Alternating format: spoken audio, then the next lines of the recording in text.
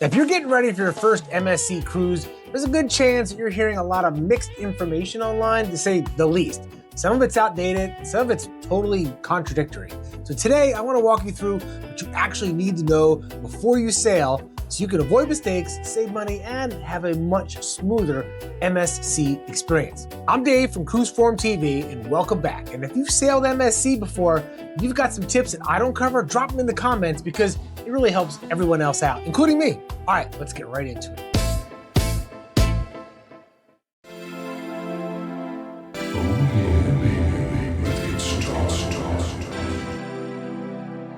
First off, howdy. You might be wondering why I'm wearing a cowboy hat. That's because MSC is sailing out of a brand new port in Galveston. Anywho, let's get into it. Now, one of the first things to know is that MSC, it's a European cruise line. So even when they sail out of Miami or New York, the overall feel, the food, the service, the style, the crowd, it's influenced by that European background. So it's not better, it's not worse, it's just different from what many North American cruisers are used to. And if MSC suddenly feels like it's everywhere, that's because it kind of is. They're expanding really fast in the US. They're bringing in newer ships, they're adding more sailings out of Florida and the East Coast every year. And the one I went on recently, if you watched the video, pop it up here on the screen, was out of Galveston to celebrate their new move to a brand new pier in Galveston. So when you're on the ship, you're gonna hear different languages around the ship. You'll see a wide range of cultures and travel styles. And it gives the cruise a more global feel than some other North American lines. Before boarding, there's something that a lot of first-timers don't realize. MSC, they've got a status match program. And if you've cruised with another line or you have hotel loyalty status, MSC, they'll usually match it. So you submit a screenshot and then they assign you an equivalent tier and you get perks right from your first sailing. It's worth checking out before you book. Here's a pro tip. If you've got one of those like Platinum Amex cards or one of those business cards that gives you upper status in like casinos and other things like that for hotel booking, you can kind of do a circle where you get higher status on one booking, move it to the other and move it to the other. And you get like a year or two of like higher statuses just from having one higher status than somewhere else. Now, the next thing that confuses people is MSC's experiences. And they're basically booking tiers. There's Bella, it's the base fare. There's Fantastica, it's choose your cabin and dining time, plus some extra perks. And then Aurea, more flexibility, more access, additional benefits. And there's the Yacht Club. That's their ship within a ship luxury experience. And I had the honor of being in a Yacht Club cabin when I was on my MSC in Galveston. So once you understand the structure, it's much easier to choose a level that fits your trip. So you get choices. It's also a good idea to look at dining packages, drink packages, and any promos before you cruise. MSC, they often have discounts online, just like all the cruise lines. You get a cheaper fare online if you book beforehand. And there's sometimes offers that bundle things like Wi-Fi or the Easy Plus drink package into your fare. And it's gonna be a lot cheaper if you do it that way. So when I go to book, I often see that. I'll see like, hey, do you wanna add it right now? And it might seem like it's a big jump in price, but it really makes everything more worthwhile when you do that, and it's really cheaper in the long run. And just ask your cruise manager if you've got any questions about this. Now, Embarkation Day, here's a big one. You can't bring wine or soft drinks on board MSC ships. Some other lines allow you to, MSC, they're not having it. So plan for that ahead of time. There's a couple things worth packing though, all right? MSC usually has a white night party. So something white or light colored, it's a good thing to bring. They didn't get the news about Diddy, so they're still having white parties. And after you've had all that Diddy fun on the white party, you want something for gala night. Now, MSC does offer dress suggestions, but it's not too strict. Think nice evening out. On my experience on MSC, people were much more dressed up than other ships, including Royal Caribbean. The ships are nicer, which I'll get to, and I think that's why people like to dress up, and I felt right at home being pretty dressed up. Another MSC difference, when you board, your key cards are waiting inside your cabin. They're not handed to you at the terminal, they're at your cabin. A lot of ships do this now, and MSC does it.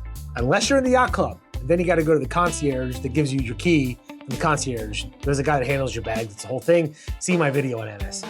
And so when you first get on, your cabin might not be fully ready, but you can usually drop off your carry-on bags. Now, the muster drill is super simple on these ships, but there's one step first-timers they often miss. It's after watching the safety video, you'll have to call the dedicated number from your cabin phone to complete the check-in.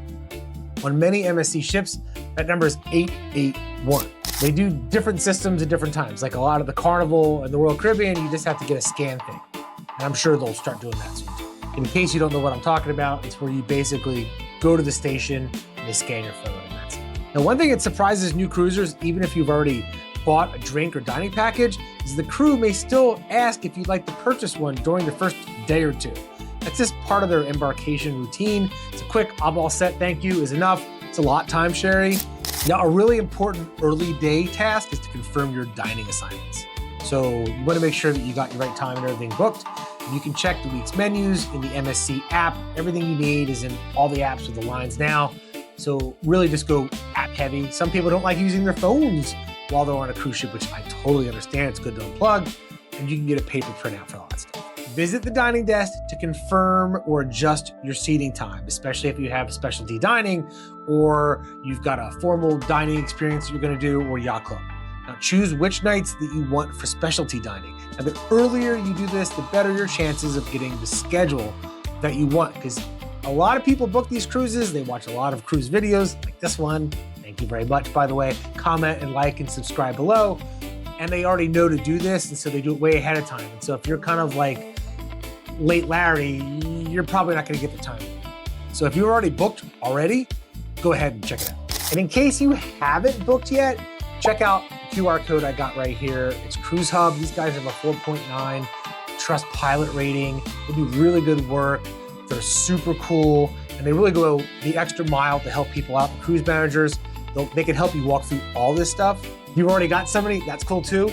Just letting you know that CruiseForum did partner with them to help you guys get some bookings, and you get an extra $25 to $500 in extra onboard credit, and that could pay for a drink package.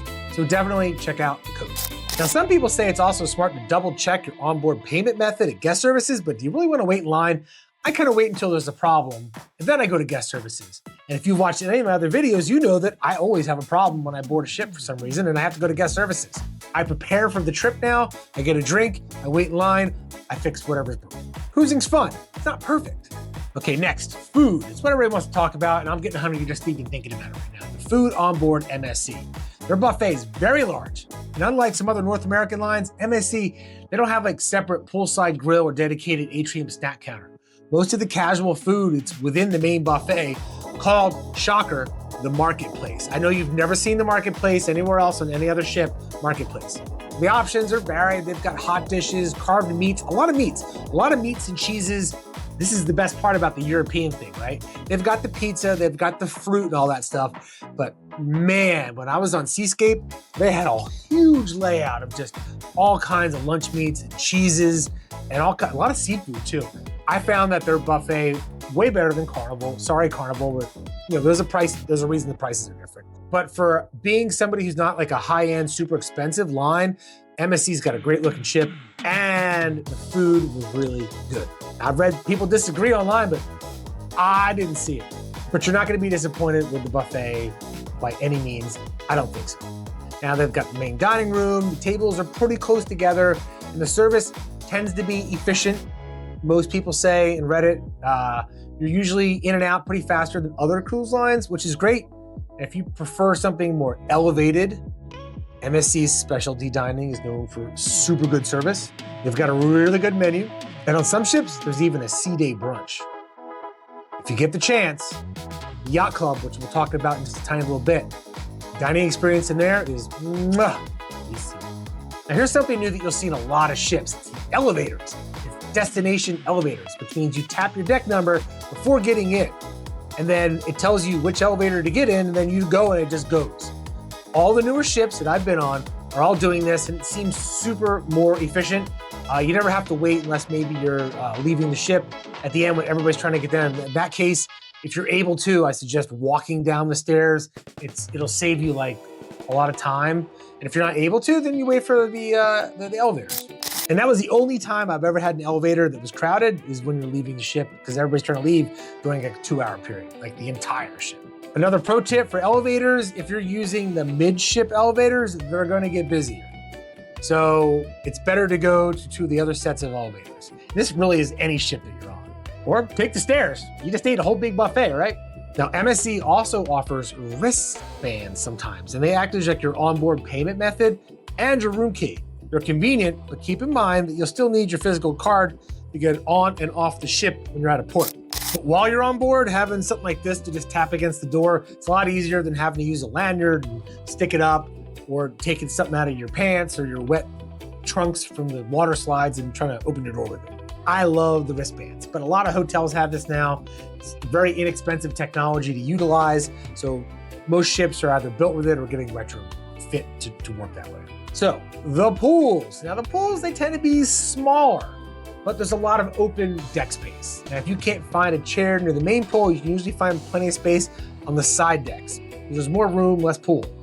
And a lot of the pools aren't even very deep, so it's more like a wading pool to kind of chill out and cool off, which I think is just perfectly fine. You're not gonna be swimming laps while you're on a cruise ship. And if you are swimming laps on a cruise ship, you might get some people mad at you. Just saying. Okay, and hot tubs, not as many as even on a Carnival like the Firenze, but they are hot and they're tubs. Some people online say that they're just warm and they're not super hot, which I think is just a cruise thing all around. You're gonna find them between like 97 and like 100. Some people like 103, that's too hot for me. So I think they keep it just warm enough where you sit in it, but you don't wanna sit there for like 8 hours. Okay, if you're cruising with kids, MSC is super family friendly. Now the newer ships, they've got splash areas, slides, water parks, kids clubs, arcades. I'll get to that in a second. And MSC is known for offering a promotion where kids who are 17 and under sail free when you're sharing a cabin with parents, which can be huge savings because some other cruise lines cut it off at 12. I mean, what, you don't have teens? You're gonna put a teen in their own room? Some people might try and do that, but I think it's cool. I think 17 and under is the perfect age to have somebody come on for free if they're a kid. Other cruise lines should pay attention to that. Now, for the arcade, some of the ships, like Seascape has a Formula One and a couple other simulators. They're definitely worth checking out. And it's a really good thing to get on first on boarding day because some people might skip it or do other things and just get that in because sometimes the lines can be long. It's a really cool experience. And the kids clubs are very big in general on MSC. They've got different areas for different age groups, plenty to do. Now, service. People talk about online. It's generally very good. The style can feel a little different depending on what you're used to. American guests in the good old US of A, often it's like friendly conversation. And while European guests prefer quicker or straightforward service. Depends on what you like. Now the crew does a great job balancing both. I'm kind of on the second part. I'd rather just, let's get to the business, let's do that. Fine greeting is great. I don't need to talk about my day or anything like that with somebody I don't know. But my day's going great. I'm on a cruise, right? So let's skip past that. That's taking a lot. Now, if your itinerary includes Ocean Cay Marine Reserve, MSC's private island, it's super peaceful, and it's a beautiful stop. It's natural, it's calm, it's perfect if you enjoy quiet beaches. The lagoon area, it's especially good for kids or anyone who prefers like calm waters. You're not a great swimmer or something like that. Super calm area. Now, cruise lines are all getting their own private islands, and this one is just more than satisfactory. Loungers are included, the beach barbecue is included, and your Wi-Fi and drink package work on the island, as opposed to some other cruise lines, which is kind of whack. Now, the cabanas are often priced lower than other major lines, because some places, and this is also what they do is they do peak charging. So it's kind of like if it starts selling out, the prices go up. This is another reason you want to book things early is because it's like, if it's busy, the pricing goes up. And if it's not busy, the pricing goes down. So I would definitely do it early because almost every cruise ship you're going to be on is going to be full. And if you've ever tried to book a last minute cruise, like I do all the time, they're full. And then somebody drops off last minute and you got to fill a slot. Those slots will fill within 5 or 10 minutes. That's how busy cruising is right now. Cruising has never been this popular, like ever. Older people, boomers, Gen X, millennials, Gen Z, everybody loves cruising now. So if you need any help at all booking a cruise, just check out the QR code. You'll get extra onboard credit. It'll buy you some drinks. It might buy you a specialty dinner or 2 or 3. Just depends on how you book. But there's cruise managers there to help you. So it's kind of like having me, but they'll actually answer your call and talk to you and answer all your questions and be able to sort this all out for you. And the cruise line pays them to do it, just like the booking people pay me if you book through them. It's a win-win-win for everybody involved. Anyway, enough about that. In conclusion, sort of, there's a lot of different experiences you can have on MSC. There's different levels that you can book depending on your budget. I would say no matter what you book, you're probably going to enjoy this trip a lot because they found a good spot where it's not super expensive. It's kind of towards the budget end of pricing, and the ships are really nice. The ships are nicer than Carnival. The food is better than Carnival. The pricing is just above it. So their main competitor, I'm going to say, in my mind, is Royal Caribbean. And Royal Caribbean is super popular. They're the largest right now, just going bonkers. And so MSC is a really hidden gem bargain right now. I think adding to that is that some people complain about them on the internet. I didn't have that experience. What is your experience? Comment below because you might be like, this is terrible, that wasn't. I will preface this. My experience was in the Yacht Club and the food was amazing. You can see the video that I put out before. And the cabin was amazing. Everything was amazing. I loved it. I can't wait to go on another one. But I'd love to hear your experiences. I'm Dave. Enjoy this, comment, subscribe, and do all that great stuff so I can keep making videos.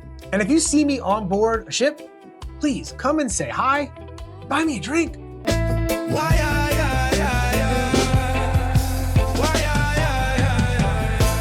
Talk about how fun it is.